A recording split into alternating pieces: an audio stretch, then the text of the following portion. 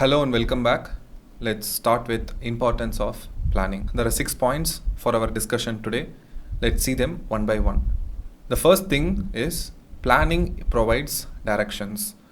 Let's see what does it mean. A lot of times my students ask me, "Sir, how do I manage my time in the exam?" So if you are approaching class 12 board exams, my recommendation is that for all the papers, you approach the paper in the reverse order, meaning you attend the high value questions in the beginning, which means you finish all the 6 marks at first, then you write 4 marks, then you write 3 marks, and then finally in the last 30 minutes or 40 minutes, whatever the time that you have left, you focus on 1 mark. This is a strategy that has worked always the best for me, and a lot of students who applied this strategy have got very good marks. They were able to manage time much better in the exams. This is a plan which I just gave you. Attend the paper in the decreasing order of marks, based on decreasing order of marks. Now you got the plan. Based on the plan, when you approach the exam hall, when you get into the exam hall the next time, you exactly know what is the first thing to do and the second thing and the third thing, which means you are not clueless anymore in the exam hall. You got a clear direction of what is the first step to be taken, the next step and the next step and so on. So this is the first thing that you want to keep in mind. Planning provides direction. When you have a plan, you always know what is the next decision that you have to take. Let's go to the second point. Planning reduces the risk of uncertainty. We all would have gone shopping. We all would have gone in travel. Whenever we go on shopping or go on travel, we always keep money in 2-3 distributor locations, don't we? The first thing is, let's say when I travel, I carry my phone with me. So wherever I go, I try to make the payment based on this UPI payments, Google Pay or Phone Pay or any whatever QR payment that I can make, I will make through that. So my phone is the primary instrument through which I make payments, right? So that's the first thing. Now, what is the element of uncertainty here? For UPI transactions to work, I need my phone and also I need internet in the phone. And the third thing you need is the other person at the receiving end, the shopkeeper should have QR scan. What if I go to an extremely remote location where none of these will work? So now I can't make payment through UPI. That's ruled out. So how do I get through my things done when I go on shopping or when I go on travel? Let's say I have to pay a taxi driver. He doesn't have the QR option at all. He doesn't have UPI. How do I pay him? The second option could be I should have some money distributed in my debit card. Let's say that also doesn't work. Then what is the only option that could be there? It could be cash. Or let's say I am roaming inside city only, and let's hope it doesn't happen, but let's say I lost my mobile or I lost my wallet. So both card option and UPI option is ruled out. How do I find myself back home? I need some emergency, money for emergency, isn't it? So I should have a backup cash. Now, this is again an activity of planning only. I am heading out of the home. Whenever I go out of the home, I will encounter a lot of uncertain things. Uncertain things can be pleasant sometimes, but most likely they could end you up in a painful situation. If you end up in a trouble or in a painful situation, how do you come out of it? So you prepare and you anticipate all these whatever things that can go wrong, and then you make a backup option for it. So that's the second point. Planning reduces the risk of uncertainty. Let's go to the third point, which is planning reduces wasteful or redundant or overlapping of activities. I will explain this through a visual example. Let's say whenever we go for stock verification inside a factory or inside a godown, we will always have multiple people doing that same activity.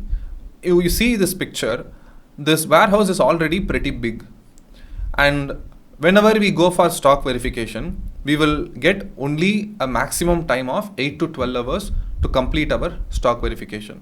Imagine you are the only person and there are these many number of stocks and you have to count all these in a matter of 8 to 10 hours. It will be impossible, I will say. So what we will do naturally, we will go with 5 to 6 people minimum for every stock verification. So we will take a whole day and we will divide the entire warehouse Let's say I will take this area, I will allocate myself, this zone is entirely for me. So the second person will take this zone, the third person will take this zone and this zone and this zone and so on. So how many ever people that are there, before we start the verification aspect, verification activity, the very first thing we will do that morning whenever we land into that warehouse is allocation of space, division of geography. Now, when we allocate a specific location for a person, we will not go into the business of the other person. When I finish the counting in this area, my job is done. I will go to the room and I will do the next activity, which is whatever that I have noted down on the paper, I will type it that into Excel. So that is the next activity, which means I will not worry about what happens in this aisle, what happens in this aisle, because that's the other person's responsibility. If I think that let me help, let me give a hand to this other person, it will only lead to confusion. Let's say in this pallet, the stocks have already been counted or not, I don't know. So I cannot volunteer myself to do this type of activity. It will only lead to confusion. So we will divide the geography, we will divide the work, and we will stick to our business. This is a pre-planned, deliberate activity. That is the point here. Planning reduces wasteful or overlapping of activities. There is no point for a person who counted just the stocks in that pallet and then me going there doing the same counting. The thing is, again, it will lead to double counting. That's the first problem. The second problem is I am wasting time. In the time that I'm recounting the same pallet full of stock, I can actually go to the computer room and start typing my physical count on the paper. So at least they get digitalized and then we will use for finding the differences. At least I can make the progress in the next step of the next level of activities. So that's the reduction of wastefulness through planning. Next, fourth point is planning promotes innovative ideas. In the yesterday's video, we discussed in detail about the concept of planning. We did a case study of building a bakery from ground up. We just did a thought experiment. Now imagine I just sat with a single line that the objective is to build a bakery which is profitable. With just that one prompt, we were able to ask these many questions. By the way, if you haven't seen that video, I will really recommend you to watch that video which we just posted on yesterday under the title Concept of Planning. With just one prompt of to build a bakery which is profitable, we were able to come up with these many trigger questions. How many employees should we hire? What type of people do we need? Skilled employees or unskilled employees? One question will lead to the next question, and when you have many questions, you will also have many alternatives as answers. And then at one point, these questions will lead you to some creative thinking and you will come up with some unique idea which was not thought by any other person. So if you sit with a pen and paper and do an activity of planning, you will have no idea how many new ideas you will come up with. Let's say you want to be more fit. Let's say you want to sleep better. Just sit with a pen and paper and see, okay, my ultimate objective is to sleep better. My ultimate objective is to run faster. My ultimate objective is to be fit. What are all the things that will take me there? You sit and try to plan that. Then you will plan exactly at what time you should sleep. Then that will lead to at what time you should keep your phones down, at what time you should stop studying, at what time you should go to your bedroom. Every other idea will follow after that. So that is the point, which is planning promotes innovation. Planning makes you creative and it gives you great ideas that you did not know in the first place that you could come up with. The fifth point is planning facilitates decision making. Now again, I go back to the example of the case study that we did yesterday. You see, the objective was to build a bakery, and one point that I came up was, where could be the location? Where shall we set up the bakery? I myself came up with some hypothetical 3 locations that we considered. We found 3 locations: location A, location B, location C. Location A was near to a school, location B was near to hospital, and location C was near to a bus stand. Out of these 3, I can choose only one. Where shall I choose? It could depend on what type of bakery that you are setting.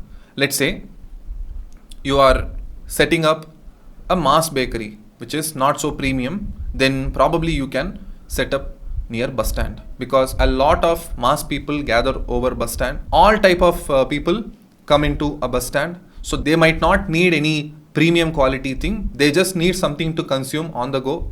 That way, you can choose the bus stand location.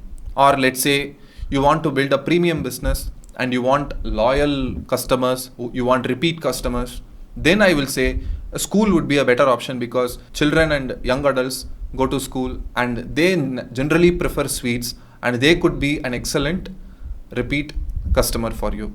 That way you can build a loyal customer base of that particular school students repeating or frequenting to your bakery very often. And also, who knows, when you have some certain amount of loyalty among your customers, you can also charge a bit premium price among them. What is definitely we are not going to choose? We are not going to choose a bakery near a hospital. Maybe because who goes to hospital? People who are old and people who are sick, or basically people who cannot eat sweets or chill items. So naturally, this place you cannot set up your bakery, definitely not near a hospital. Now, we had 3 hypothetical scenarios, but based on this planning activity, we were able to consider further factors and we were able to arrive at a particular decision. If I'm setting up a mass bakery, then I will set up near a bus stand. That's a decision. If I'm setting up a premium bakery, I will probably set it up near a school. That is the point that I want to explain, that planning facilitates decision making. And the last point is planning establishes standards for controlling. So we all might have watched cricket, or one form of sport or the other we might have watched. Let's take a common example. Let's take the case of IPL. Every team at the start of the tournament will want to obviously win the tournament, win the trophy.